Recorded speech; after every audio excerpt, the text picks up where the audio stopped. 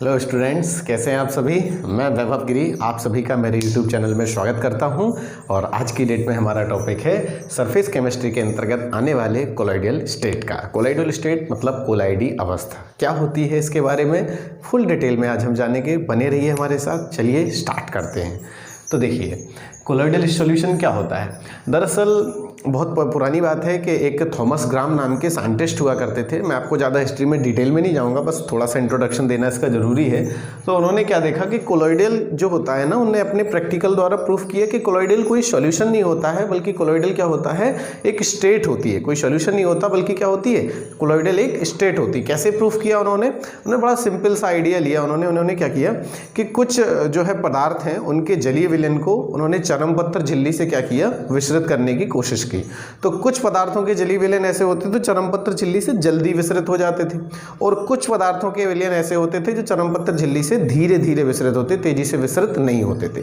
तो जो जल्दी विसरित हो जाते, उन्होंने उसका नाम दिया क्या, उन्होंने उसका नाम दिया क्रिस्टलॉइड। क्या नाम दिया, क्रिस्टलॉइड। और जो धीरे धीरे विसरित होते थे, उन्होंने उसका नाम दिया कोलॉइड। तो दो चीज़ें उन्होंने ईजाद की, एक क्रिस्टलॉइड और एक कोलॉइड।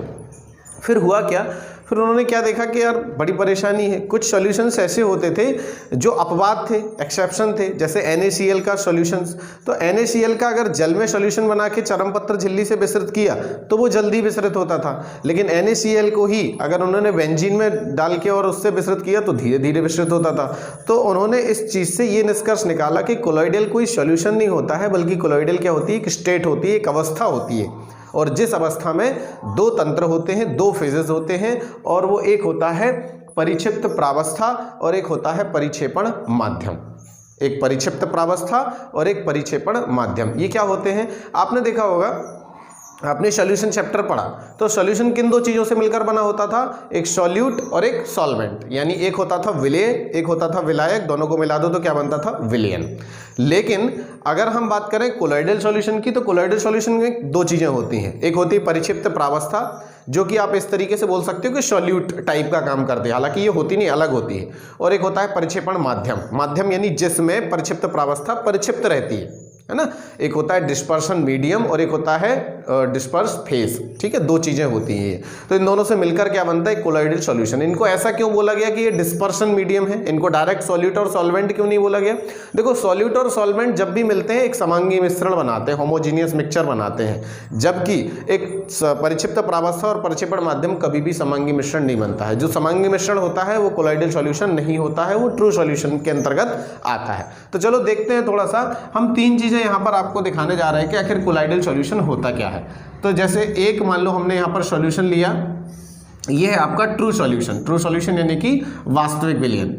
एक और हमने यहाँ पर कंटेनर लिया और इस कंटेनर में है आपका कोलॉइडल सॉल्यूशंस, ठीक है, कोलॉइडी विलयन। और एक और हमने क्या किया, एक और कंटेनर लिया जिसमें मैंने आपको भर दिया सस्पेंशन यानी कि निलंबन विलयन। ट्रू सॉल्यूशंस क्या होता है, ट्रू सॉल्यूशंस का मतलब होता है आपका यही वाला सॉल्यूशंस जो आप आज तक देखते चले आए। जैसे हमने शरबत बना लिया यानी चीनी और जल का मिश्रण बना लिया, नमक और जल का मिश्रण बना लिया, वो सब किसके अंतर्गत आता है, ट्रू सॉल्यूशंस के अंतर्गत आता है। कोलॉइडल सॉल्यूशन की बात अभी करेंगे, उससे पहले सस्पेंशन यानी निलंबन की बात कर लें। ये क्या होता है, अगर हम पानी में कंकड़ पत्थर बालू ये सारे कण डाल दें तो ये सब किसकी कैटेगरी में आता है, निलंबन कैटेगरी में आता है, यानी सस्पेंशन कैटेगरी में आता है। और इन दोनों के बीच में एक होता है कोलॉइडल सॉल्यूशन। कोलॉइडल सॉल्यूशन का अगर हम दैनिक जीवन में एग्जांपल लें तो आप बोल सकते हो गोंद। दरअसल कोलॉइड की जो उत्पत्ति है वो इसी से हुई है, कोला प्लस ओइड्स। कोला ग्रीक भाषा में कोला का अर्थ होता है गोंद, गम, ठीक है, गम के समान, गोंद के समान। और ऑइड्स मतलब की तरह, यानी गोंद की तरह दिखने वाले पदार्थ, गाढ़े टाइप के पदार्थ, ये क्या कहलाते हैं, कोलॉइड्स कहलाते हैं। तो ये कहलाता है आपका क्या, कोलॉइड्स। अगर दैनिक जीवन में एग्जांपल की बात करें तो आप इसकी लेई बोल सकते हो, गोंद बोल सकते हो, जिलेटिन बोल सकते हो, दूध बोल सकते हो, ये सब किसके अंतर्गत आती है, या पेस्ट, मंजन करने वाला पेस्ट, वो सब किसके अंतर्गत आता है, कोलॉइड के अंतर्गत आता है। ठीक, तो आप इस तरीके से इनको लिख सकते हो। अगर हम इनमें थोड़ा सा डिफरेंस की बात करें कि मेन डिफरेंस क्या होता है, तो ये जो होता है ट्रू सॉल्यूशंस, ट्रू सॉल्यूशंस के पार्टिकल्स कैसे होते हैं, ट्रू सॉल्यूशंस के पार्टिकल बहुत ज़्यादा बहुत छोटे होते, इतने छोटे कि इनका साइज जो होता है वो 1 नैनोमीटर से भी कम होता है। कैसा होता है इनका साइज, इनके कणों का साइज, वास्तविक विलयन के कणों का साइज कैसा होता है, 1 नैनोमीटर से कम। अगर हम बात करें कोलॉइडल विलेन का, तो इनका साइज कैसा होता है, थोड़ा सा इनकी अपेक्षा बड़ा होता है। किनकी अपेक्षा, वास्तविक विलेन के कणों की अपेक्षा इनका साइज कैसा होता है, बड़ा। और कितना होता है, 1 नैनोमीटर से 200 नैनोमीटर के बीच में होता है इनका साइज, 1 नैनोमीटर से 200 नैनोमीटर के बीच में। और अगर हम बात करें सस्पेंशन की, तो इनके कणों का साइज बहुत बड़ा होता है, और मतलब कितना बड़ा, 200 नैनोमीटर से भी ज़्यादा का होता है इनका साइज। इनका कैसा होता है, 200 नैनोमीटर से ज़्यादा का साइज होता है। तो बेस, अगर साइज के बेस पे डिफरेंस बोलें तो इनके कणों का साइज इतना, 1 नैनोमीटर से कम, इनका 1 नैनोमीटर से 200 नैनोमीटर के बीच में, और इनका 200 नैनोमीटर से ज़्यादा होता है। ठीक, अगर हम बात करें तो ये कैसा होता है, ये होमोजीनियस होता है, समांगी मिश्रण होता है। ठीक है, ये कैसा होता है, ये विषमांगी होता है। ठीक है, विषमांगी का मतलब होता है, आपको समांगी और विषमांगी में भी फर्क बता दूं मैं। विषमांगी का मतलब होता है अगर अपन चीज़ों को अलग अलग नहीं कर सकते, ठीक है, सॉरी, अलग अलग कर सकते हैं, वो कैसा होता है, विषमांगी। और अगर अलग अलग नहीं कर सकते तो समांगी। फॉर एग्जांपल, अपने इस पूरे एटमॉस्फेयर में अगर अपन देखो तो क्या होता है, तो यहाँ ऑक्सीजन गैस भी है, कार्बन डाइऑक्साइड भी है, नाइट्रोजन भी है, लेकिन क्या आप अलग अलग कर सकते हो, नहीं। तो ये कैसा मिश्रण है गैसों का, समांगी मिश्रण है। लेकिन अगर ऐसा कुछ मिश्रण हो जिनको अपन अलग अलग कर सकते हो, और वो होता है विषमांगी। ठीक, तो ये भी कैसा होता है, विषमांगी, और ये भी कैसा होता है, विषमांगी। ठीक है, अगर हम बात करें इनकी विजिबिलिटी को लेकर, तो ये कैसे होते हैं, ये पारदर्शी होते हैं, इनके आर पार देखा जा सकता है। जैसे अपन के पास में चीनी का एक विलयन हो, तो अगर कांच के गिलास में अपन डाल दें तो उसके आर पार अपन देख सकते हैं। इनका कैसा होता है, ये धुंधला होता है। ठीक है, ये पारदर्शी होता है। ठीक है, ये कैसा होता है, ये धुंधला होता है, और ये कैसा होता है, अपारदर्शी होता है। ठीक है ना, धुंधला कैसे, आप सभी लोगों ने पियर साबुन देखा होगा, या कोई भी ऐसा साबुन जिसमें क्या होता है, या मान लो अपन ने पानी लिया, पानी में थोड़ी सी धूल डाल दी तो वो धुंधला हो जाएगा ना, वो उस तरीके से। और इसमें क्या, अपारदर्शी, यानी देख ही नहीं सका आप, मतलब बहुत ज़्यादा बालू आलू डाल दिया आपने पानी में, तो उसके आर पार देखना पॉसिबल नहीं होता है।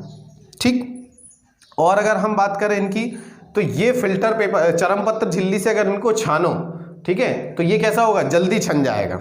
ठीक है, ये कैसा होगा, जल्दी छन जाएगा, बहुत तेजी से छनेगा, ये धीरे धीरे छनेगा, और ये छनेगा ही नहीं। ठीक है, और इनका अगला एक डिफरेंस अगर हम बताएं, तो इनके कणों को हम आंखों से या किसी भी तरीके से देख नहीं सकते हैं। इनके जो कण हैं, यानी अगर पानी में चीनी घुली है तो चीनी के कण ना आंखों से ना किसी भी तरीके से नहीं देख सकते हैं। इनके कणों को तो हम वैसे ही आंखों से देख सकते हैं, लेकिन अगर बात करें कोलाइडी के कणों को, कोलाइडी विलेन के कणों को, तो इनको आंखों से तो नहीं देख सकते हैं, हाँ, लेकिन इनको सूक्ष्मदर्शी या स्कैटर्ड लाइट से देख सकते हैं। स्कैटर्ड लाइट क्या होती है, प्रकीर्णित प्रकाश। प्रकीर्णित प्रकाश के बारे में मैं आपको इस चैप्टर के लास्ट में समझाऊंगा डिटेल में। फिलहाल मैं अभी आपको थोड़ा सा बता दे रहा हूँ। जैसे आप कभी किसी अंधेरे कमरे में बैठे हो, अंधेरे नहीं मतलब ठीक ठाक सी रोशनी हो उस कमरे में, और मतलब कम हो रोशनी, ज़्यादा ना हो, तो किसी कोई छेद में से या खिड़की में से कभी कोई एक रोशनी आती है, और जब वो रोशनी आए तो उसमें आप देखना कुछ आपको छोटे छोटे से कुछ कण जो होंगे वो उधर उधर कंपन करते हुए दिखाई देंगे, वाइब्रेशन करते हुए दिखाई देंगे। तो इन कणों को क्या बोलते हैं हम लोग, इन्हीं कणों को हम बोलते हैं ये कोलाइडी कण है, जो कि अपन को प्रकीर्णित प्रकाश में दिख रहे हैं। वो लाइट जहां होगी केवल वहीं दिखाई देंगे, इसके अलावा और कहीं आपको नहीं दिखाई देंगे। तो अब ये अंतर इसके काफ़ी हैं। अगर एक आध और अंतर अगर कहना चाहें तो ये अलग अलग हम इसको नहीं कर सकते हैं फिर किसी भी तरीके से, मतलब आप चरमपत्र झिल्ली द्वारा इनको अलग अलग नहीं कर सकते हैं, इनको कर सकते हैं, ये भी कर सकते हैं। ठीक है, और वैसे ही मैं पहले बता चुका, जो समांगी होता है उसको अलग नहीं किया जा सकता, जो विषमांगी होते हैं उनको अलग अलग किया जा सकता है। राइट, तो ये कुछ इस तरीके से हमने समझा कि वास्तविक विलयन क्या होते हैं, कोलाइडी विलयन क्या होते हैं, और निलंबन विलयन क्या होते हैं। इनके बारे में थोड़ी सी डिटेल में अपन ने स्टडी करी। अब मैं आपको इनकी थोड़ी सी और टाइप बता दूं कि परिक्षिप्त प्रावस्था और परिक्षेपण माध्यम के आधार पर ये क्या होते हैं, लेकिन उससे पहले मैं आपको थोड़ा सा और बता दूं कि कोलाइडल सॉल्यूशन कितने टाइप के होते हैं, और वही मैं बताने जा रहा। वैसे ये कितने होते हैं, 9 टाइप के होते हैं सॉल्यूशन। ट्रू सॉल्यूशंस कितने टाइप के होते हैं, 9 टाइप के होते हैं। कौन कौन से, एक होता है आपका ठोस का ठोस में, ठोस का द्रव में, ठोस का गैस में, फिर द्रव का ठोस में, द्रव का द्रव में, और द्रव का गैस में, और फिर गैस का ठोस में, गैस का द्रव में, गैस का गैस में। ये होते वास्तविक विलयन। कितने टाइप के? 9 टाइप के। लेकिन कोलॉइडल सॉल्यूशन होते 8 टाइप के। एक टाइप इनमें नहीं होता। कौन सा? गैस का गैस में। क्योंकि अभी मैंने आपको बताया कि 2 गैसें हमेशा जब भी मिलती हैं एक समांगी मिश्रण बना लेती हैं, इसीलिए समांगी मिश्रण कोलॉइडल सॉल्यूशन तो हो नहीं सकता है। तो क्या होगा आपका? कोलॉइडल सॉल्यूशन गैस का गैस में नहीं बनता है। केवल 8 टाइप के कोलॉइडल सॉल्यूशन आपके बनते हैं। इनके एग्जाम्पल भी मैं आपको बता दूं किस तरह। मैं थोड़ा सा यहाँ पे लिखूंगा तो टाइम लगेगा मुझे लिखने में एक एक करके। आप लोग अपनी बुक से पढ़ना, इसका एग्जाम्पल आपको अच्छे से समझ में आ जाएंगे। कोई ऐसा नहीं है, बस इसमें एक तो एग्जाम्पल मैं आपको ज़रूर बता दे रहा हूँ। जैसे मान लो ठोस का ठोस में, जैसे किसी ठोस को, ठोस क्या है? एक परिक्षिप्त प्रावस्था, और दूसरा परिक्षेपण माध्यम क्या है? वो भी ठोस है। तो ठोस का अगर ठोस में हम कोई सॉल्यूशन बनाते हैं, कोलॉइडल सॉल्यूशन बनता है, वास्तविक सॉल्यूशन नहीं बनेगा। क्या बनेगा? कोलॉइडल सॉल्यूशन बनेगा। तो इसका एक नाम होता है और इसका नाम हम बोलते हैं, इसको बोलते हैं हम सॉलिड सॉल। क्या बोलते हैं? Solid sol. सॉलिड सॉल का एग्जाम्पल अगर हम बोलें तो जैसे हमारे पास में जितने भी कीमती पत्थर वगैरह होते हैं, ये जो हम रत्न धारण करते हैं, ये सब क्या कहलाते हैं? आपके सॉलिड सॉल के अंतर्गत कहलाते हैं। इसी तरीके से कई इनके एग्जाम्पल होते हैं। अगर मान लो आपके पास में परिक्षेपण माध्यम क्या हो? परिक्षेपण माध्यम आपके पास में जल हो, तो इस प्रकार के सॉल को हम बोलते हैं जो है हाइड्रोसॉल। परिक्षेपण माध्यम क्या हो? जल हो, तो हम बोलेंगे हाइड्रोसॉल। परिक्षेपण माध्यम बेंजीन हो तो उसको बोला जाएगा बेंजोसॉल। परिक्षेपण माध्यम एल्कोहल हो तो उसको बोला जाएगा एल्कोसॉल। परिक्षेपण माध्यम हवा हो यानी एयर हो तो उसको बोला जाएगा एरोसॉल। तो ये कुछ इस टाइप से नाम होते हैं इनके। आप लोग बुक में से जरूर पढ़ना इनके नाम क्या होंगे। तो अगर हम बात करें जो कोलाइडिक कणों के साइज के हिसाब से अगर इनका क्लासिफिकेशन करें तो ये 3 टाइप्स के होते हैं। पहले होते हैं आणविक कोलाइड, दूसरे होते हैं आपके संगुणन कोलाइड, और तीसरे होते हैं बृहद आणविक कोलाइड। 3 तरीके के कोलाइड्स होते हैं, एक आणविक, एक संगुणन और एक बृहद आणविक कोलाइड। इनमें क्या होता है? आणविक कोलाइड की अगर हम बात करें तो आणविक कोलाइड में जो कोलाइडिक कण होते हैं, तो कोलाइडिक कणों का जो साइज होता है वो ऑलरेडी 1 नैनोमीटर से 200 नैनोमीटर के बीच में होता है। वैसे ऐसे कोलाइड क्या कहलाते हैं? आणविक कोलाइड कहलाते हैं। अगर हम बात करें संगुणन कोलाइड की, तो संगुणन कोलाइड में क्या होता है? बहुत छोटे छोटे पार्टिकल्स होते हैं। बहुत छोटे छोटे पार्टिकल्स आपस में संगुणित हो जाते हैं, एसोसिएट हो जाते हैं, जुड़ जाते हैं, और एसोसिएट होकर क्या करते हैं? एक बड़ा सा कोलाइडी पार्टिकल्स बना लेते हैं जिसका साइज 1 नैनोमीटर से 200 नैनोमीटर के बीच में रहता है। ऐसे कोलाइड क्या कहलाते हैं? संगुणन कोलाइड्स कहलाते हैं। और अगर हम बात करें बृहद आणविक कोलाइड की, तो बृहद आणविक कोलाइड में क्या होता है? एक बड़ा सा कोलाइड होता है, बड़ा सा पार्टिकल्स होता है जिसका जो साइज होता है वो 200 नैनोमीटर से ज़्यादा होता है। तो उसको तोड़ करके छोटे छोटे पार्टिकल्स में कन्वर्ट कर लेते हैं, इतने छोटे पार्टिकल्स में कि उसके कणों का साइज जो होता है वो 1 नैनोमीटर से 200 नैनोमीटर के बीच में आ जाए। तो इस प्रकार का जो कोलाइड होता है उस कोलाइड को हम कहते हैं बृहद आणविक कोलाइड। ठीक है, तो एक होता है आपका आणविक कोलाइड, एक होता है संगुणन कोलाइड और एक होता है बृहद आणविक कोलाइड। इस तरीके से हम इस कोलाइड के इस क्लासिफिकेशन को समझे, जो कि बेस्ड है किस पर? कोलाइडी कण के साइज के बेसिस पर है। दूसरा हम बात करने जा रहे हैं जो कि बहुत इंपॉर्टेंट है और बहुत ज़्यादा इंपॉर्टेंट है, बहुत बार आपके एग्जाम में पूछा गया है, और इसको बोलते हैं हम द्रव स्नेही कोलाइड और द्रव विरोधी कोलाइड्स। द्रव स्नेही कोलाइड्स का अगर हम बात करें तो लियोफिलिक और लायोफोबिक कोलाइड्स। लियोफिलिक मतलब जो लिक्विड लविंग होता है उसको बोलते हैं लियोफिलिक, और लायोफोबिक जो होता है इसका मतलब है, देखो फोबिक का अर्थ होता है किसी चीज़ से डर लगना। अगर आपको फोबिया हो जाता है ना, किसी को आपने सुना होगा, जैसे किसी को ना जल से डर लगने लगता है, वो जैसे ही नदी समुद्र ऐसा कुछ देखता दूर भागता है, तो कहा जाता है उसको हाइड्रोफोबिया हो गया। किसी को दारू यानी एल्कोहल से डर लगता है तो उसको कहा जाता है एल्कोफोबिया हो गया, है ना। तो इसी तरीके से किसी को मोबाइल चलाने से बहुत ज़्यादा डर लगने लगता है तो उसको कहा जाता है मोबाइल फोबिया हो गया। तो फोबिया मतलब दूर भागना, डर लगना। तो ऐसी लायोफोबिक का मतलब क्या हो जाएगा कि वही लिक्विड से वो दूर भागेगा। तो कहने का मतलब लियोफिलिक और लायोफोबिक यानी द्रव स्नेही और द्रव विरोधी, जो कि बहुत मोस्ट इंपॉर्टेंट आपके डेफिनेशंस हैं, इनके बारे में समझते हैं हम लोग।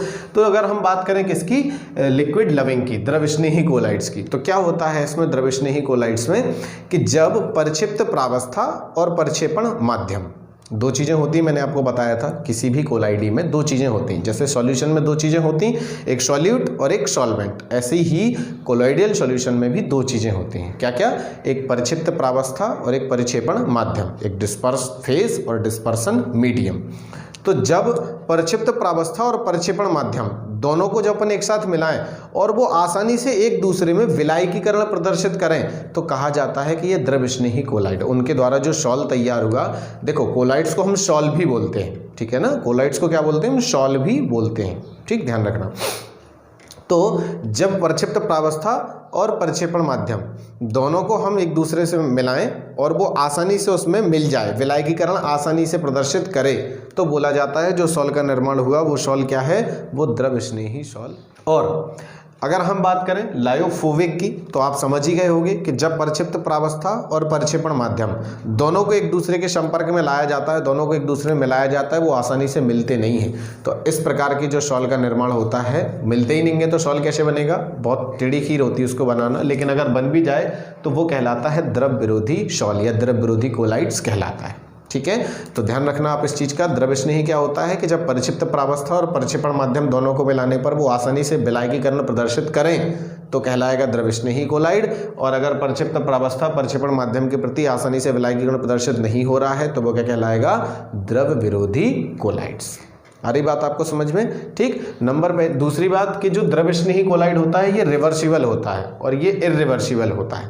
रिवर्सिबल और इर्रिवर्सिबल का मतलब एक उत्क्रमणीय होता है और एक अनुत्क्रमणीय होता है। सर उत्क्रमणीय अनुत्क्रमणीय क्या होता है? बिल्कुल सही, मैं आपको बता दे रहा हूँ। देखो रिवर्सिबल का मतलब ये होता है कि अगर क्या हो आपका, जैसे मान लो हमने क्या किया द्रवस्नेही सॉल की अगर हम बात करें तो इसमें हमने क्या किया कि जैसे परिक्षिप्त प्रावस्था और परिक्षेपण माध्यम दोनों को हमने एक दूसरे से मिलाया और मिला देने के बाद किसी विधि द्वारा हम उसको अलग अलग कर दें, यानी परिक्षिप्त प्रावस्था अलग कर दें और परिक्षेपण माध्यम अलग कर दें तो अलग अलग हो जाएंगे। और इसके बाद फिर से उनमें जल मिला दो और मतलब जो जिसमें भी बनाया है परिक्षेपण माध्यम फिर एक दूसरे के पास में लाओ तो फिर से सॉल तैयार हो जाएगा। नहीं आई बात आपको समझ में? चलो अब आएगी।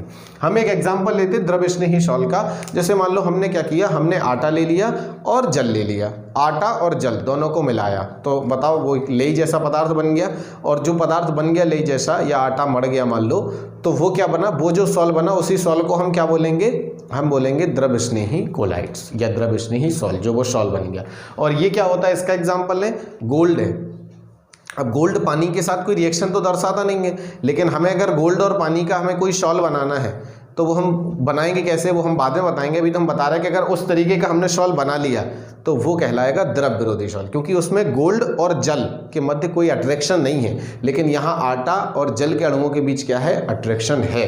ठीक। अब ये रिवर्सिबल कैसे होता है और ये इर्रिवर्सिबल कैसे होता है, इसको समझिए। रिवर्सिबल होने का मतलब ऐसा कि यदि हमने क्या किया, हमने एक काम किया कि आपका आटा लिया और जल लिया, इन दोनों को मिला दिया। अब हमने गर्म किया, धूप में रख दिया कुछ देर के लिए, तो जल अलग हो गया और आटा अलग हो गया। कहने का मतलब कड़ा कड़ा सा हो जाएगा, लेकिन अलग अलग कर दिया हमने। परिक्षिप्त प्रावस्था अलग कर दी और परिक्षेपण माध्यम अलग कर दिया। लेकिन अगर हम फिर से जल मिला दें उसी आटे में तो बताओ फिर से सॉल बन जाएगा कि नहीं बन जाएगा? बिल्कुल बन जाएगा। एग्जैक्टली वैसा नहीं बनेगा लेकिन बन जाएगा। तो ये कहलाता है रिवर्सिबल। लेकिन अगर हम बात करें इसकी तो ये रिवर्सिबल नहीं कहलाता है। क्यों? क्योंकि एक तो सोना और क्या बोलते गोल्ड और जल का कोई अट्रैक्शन है नहीं, तो वैसे भी नहीं बनता सॉल तो। लेकिन एनी हाउ किसी तरीके से कुछ ना कुछ क्रियाक्रम करके हमने सॉल बना भी दिया, तो इसके बाद हम उसको अलग अलग नहीं कर सकते। आप सोचो कि इसके बाद सोना अलग हो जाए और पानी अलग हो जाए, ये पॉसिबल नहीं है। एक बार हो गया मतलब हो गया, इसके बाद कोई चांसेस दोबारा नहीं है। बात आ रही है आपको समझ में? तो एक कहलाता है रिवर्सिबल और एक कहता है इर्रिवर्सिबल। तीसरा अगर हम डिफरेंशिएशन में देखें तो ये स्थायी होता है और ये अस्थायी होता है। सर इसका मतलब बिल्कुल बता रहे हैं आपको, मतलब ज़रूर बताएंगे। स्थायी होने का मतलब ये होता है कि ये बना दो तो स्टेबल रहेगा, ठीक है। ये एक आध घंटा 2 घंटा रख भी दो तो ऐसा नहीं कि सॉल खराब हो जाएगा, ये बना दिया तो स्टेबल रहेगा, ऐसा नहीं है कि खराब हो जाएगा। लेकिन अगर ये एक थोड़ी देर के लिए बनता है और अगर आप इसको रख दो तो फिर सॉल जैसा ये नहीं रहेगा। एग्जाम्पल के तौर पर देखो, आप एक पानी की बाल्टी लो और पानी की बाल्टी में आपने क्या किया, पानी की बाल्टी में आपने जो है क्या रख दिया, धूल डाल दी, धूल, अच्छी धूल जो होती वो डाल दी और उसको चला दिया। तो जब तक चलाया आपने तो एक पूरा सॉल्यूशन जो है कलरफुल रहेगा, धूल का मटमैला कलर रहेगा, वो क्या कहलाएगा, एक शॉल। लेकिन वो स्टेबल नहीं है, क्यों? क्योंकि अगर थोड़ी देर के लिए छोड़ दिया जाए उसको, थोड़ी देर के लिए छोड़ दो तो पूरे धूल मिट्टी के कण कहाँ बैठ जाएंगे, नीचे बैठ जाएंगे, तो वो स्टेबल नहीं कहलाता है। ठीक है, ध्यान रखना इस चीज़ का, ये स्टेबल होता है, वो स्टेबल नहीं होता है। ठीक, तो यही कुछ इसमें अगर अब छोटा सा एक डिफरेंस और मैं ऐड करूं तो विद्युत अपघट्य जो होता है आप सभी ने अच्छे से जाने हैं, और जिनको नहीं पता है वो विद्युत रसायन इसमें खोलकर देख सकते हैं, उसमें अच्छे से मैंने समझाया कि विद्युत अपघट्य क्या होता है। तो जो विद्युत अपघट्य की थोड़ी सी 1-2 बूंद अगर आप द्रव्य स्नेही कोलाइड में डाल देते हैं तो इसका कुछ नहीं बिगड़ेगा, लेकिन अगर आप विद्युत अपघट्य की थोड़ी सी बूंद इसमें डाल देते हैं तो इसका बहुत कुछ बिगड़ जाएगा, ये पूरा शॉल खराब हो जाएगा। ये बात ध्यान रखना, ये पूरा शॉल खराब हो जाएगा और इसका कुछ नहीं बिगड़ेगा। तो ये कुछ मेन डिफरेंस है द्रव्य स्नेही कोलाइड और द्रव्य विरोधी कोलाइड्स के। तो ये मैंने आपको पूरा कंप्लीट कर दिया है, क्लासिफिकेशन ऑफ कोलाइड्स। कोलाइड्स का क्लासिफिकेशन कंप्लीट हो गया। इसके नेक्स्ट वीडियो में मैं आपको बताऊंगा कि कोलाइडी विलयन बनाते किस तरीके से हैं। अगर आपको ये वीडियो पसंद आई है तो आप वीडियो को लाइक ज़रूर कीजिए, सब्सक्राइब कीजिए, और देखिए आप कमेंट करके ज़रूर बताया कीजिए कि आपको वीडियो किस तरीके की लगी या आपको और किस तरीके की वीडियो चाहिए है। मतलब आपको केमिस्ट्री से रिलेटेड कोई भी डाउट हो, कुछ भी हो, आप कमेंट करके और उस टॉपिक का नाम लेके सर इसकी वीडियो बनाइए, मैं आप लोगों के लिए ज़रूर बनाऊँगा। तब तक के लिए हमारी सीरीज़ कंटिन्यू जो चली रही है वो चली रही है। आप सभी घर में रहिए, लॉकडाउन का पालन कीजिए। Thank you very much.